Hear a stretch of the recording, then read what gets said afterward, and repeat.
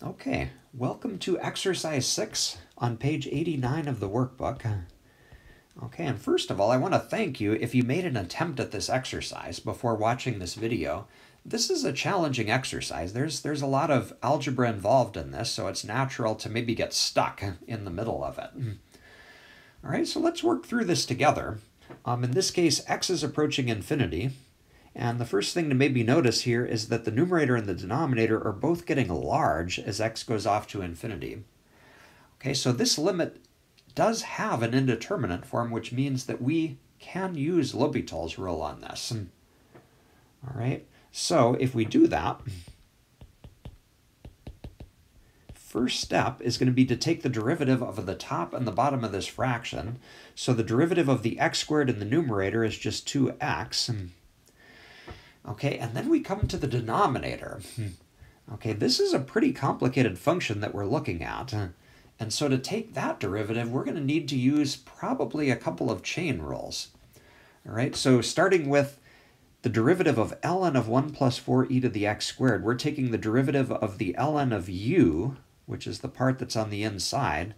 That's going to give us 1 over u. Times the derivative of u. Okay, so all of that is in our denominator.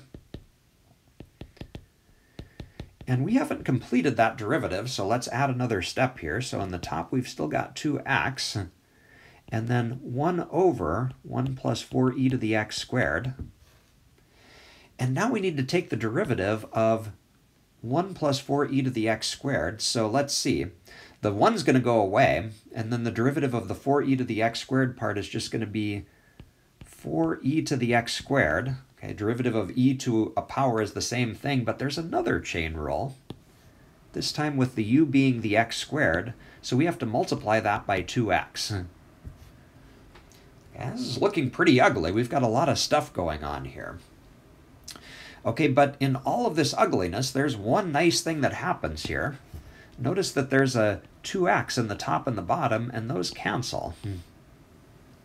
Okay, so that helps us out a little bit.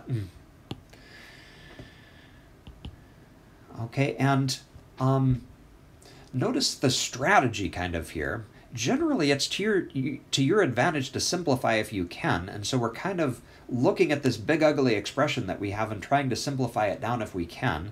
We notice that we can cancel the 2x's, so far so good. And let's see what else we can maybe do. So what's left over in the top is just a 1, because that 2x canceled out. And then one little bit of simplifying we can do in the denominator here is to consolidate that into one fraction. Okay, so if you multiply this by this, we're going to get one fraction that looks like 4e to the x squared over 1 plus 4e to the x squared. Okay, well, this is still looking a little bit ugly. Can we simplify it maybe a little bit more? Okay, we've got a fraction within a fraction, so to help us out, remember that what's in the numerator here, you can think of as a fraction in its own right, 1 over 1. So we're going to divide those two fractions.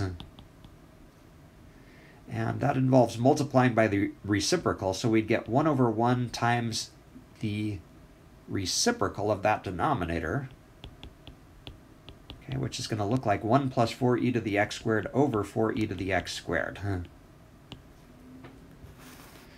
Okay, maybe do one more simplification. We're multiplying that whole fraction by 1. So this is really just the limit of 1 plus 4e to the x squared over 4e to the x squared. Okay, well, we've done a lot of work, and I still can't look at this limit and see what's happening. So notice that after all that algebraic simplification, we have another limit that's in the form infinity over infinity. As x gets big, the numerator and the denominator still go to infinity. And so at this point, we could use L'Hopital's rule again. Okay, so let's see. The derivative of the top, 1 plus 4e to the x squared, we've taken that derivative before. Okay, earlier in the problem, the 1 went away, and we got 4e to the x squared times 2x using the chain rule. And what about in the bottom? Well, we're taking the derivative of 4e to the x squared again, so we're going to get the same result. Okay, and notice that finally, we've got something that looks good here. Everything cancels, and we're really just taking the limit of 1 here. Okay, and so, after